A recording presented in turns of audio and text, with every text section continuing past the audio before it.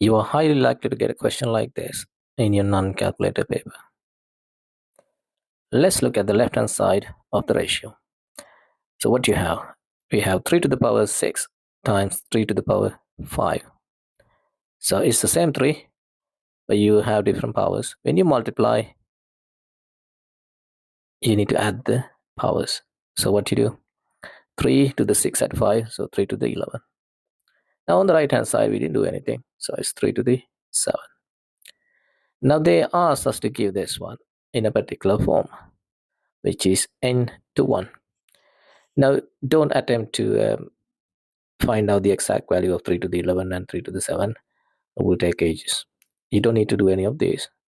All we need here is it says n to 1, so right hand side of the ratio is 1. So how we can make that side 1? So we got 3 to the 7, but we don't need that. We need 1. So that means divide by itself, which is 3 to the 7. Okay, but to keep the same value of this ratio, we need to divide the left hand side also by 3 to the 7.